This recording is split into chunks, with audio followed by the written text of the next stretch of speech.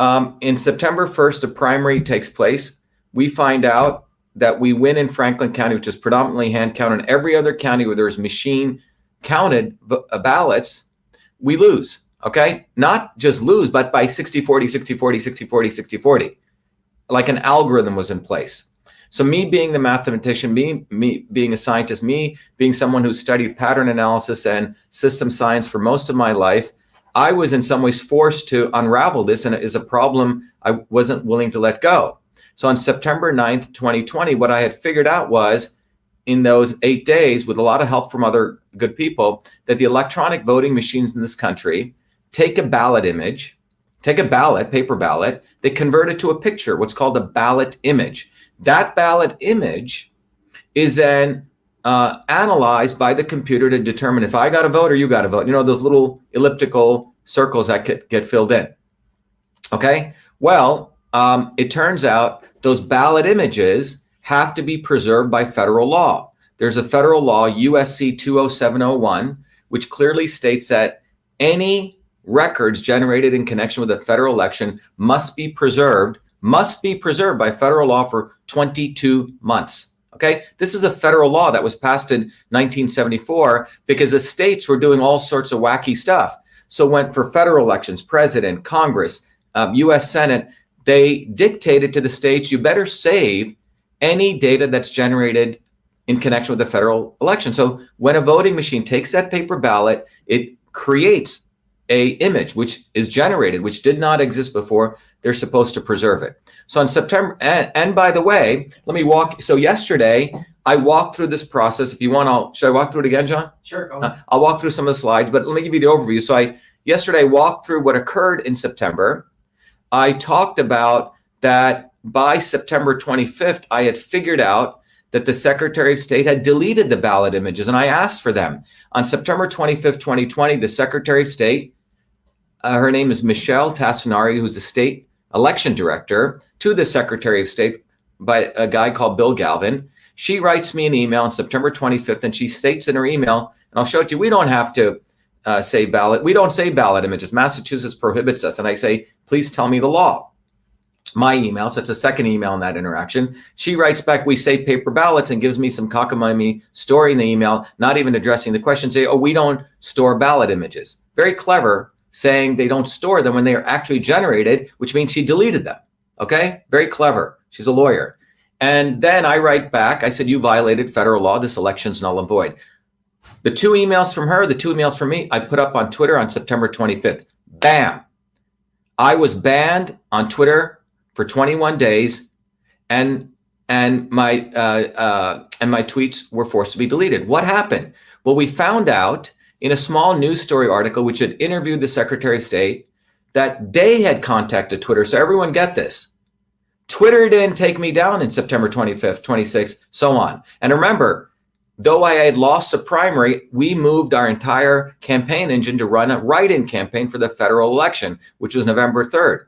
So with only 3 weeks left in the federal election, I'm banned on Twitter, which is my important vehicle for communication. Who did this? Well, that article said the Secretary of State did. So imagine this, the Secretary of State, the government, banned a political federal candidate off of Twitter. So I filed a lawsuit number 11889 in federal court. I represented myself. None of these, pussyfooting lawyers wanted to take on the swamp in Massachusetts, which is deeper than anything you can imagine, far deeper than Washington, D.C.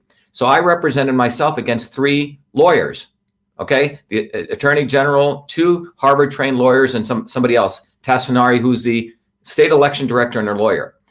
4-hour hearing. And in that hearing, it came out very, very clearly, I'll share with you in the slides, that the Secretary of State, not only does the Secretary of State contacted Twitter, they admitted it in testimony, but they have a trusted Twitter partnership. Everyone think about what I'm saying. So the Attorney General was arguing with me, oh, well, you're arguing with the judge, Your Honor, anyone could have contacted Twitter, Your Honor. We didn't do it. Well, it turned out not only was it admitted they contacted Twitter, but they have a trusted Twitter partnership. What does that mean? That means they have a hotline. Okay, they're an upper caste. You and I are untouchables. Okay, we're the lower caste. They have an upper caste relationship. They can call Twitter. Not only did the Secretary of State contact Twitter, they contacted their mothership organization called the National Association of State Election Directors, who also contacted Twitter. Why?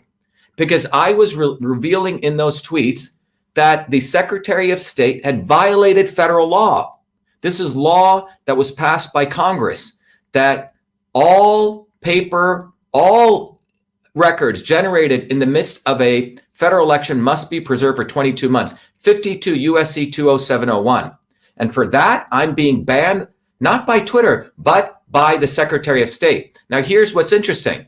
So what I just shared with you is, and by the way, we took this to federal court, as I mentioned, on October 30th. The judge agreed to hear it, which was a big victory. Judges don't like to hear lawsuits which they think are, let's say, frivolous. So the fact that the judge agreed to hear it means he acknowledged it wasn't frivolous. In that lawsuit, there were two parts. The lawsuit, I'm suing for $1.2 billion for violation of the First Amendment, RICO, free speech, etc. But more importantly, there was a restraining order, because remember, I'm in the middle of a federal election on October 30th.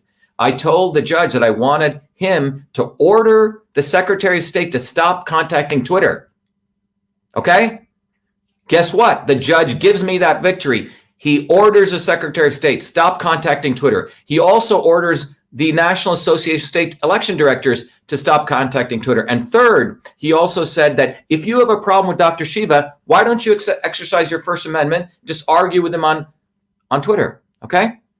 Huge victory. Well, anyway, yesterday I merely shared what occurred during September 25th to October 30th. I'm a teacher or professor, right? I like to teach in an educational style format.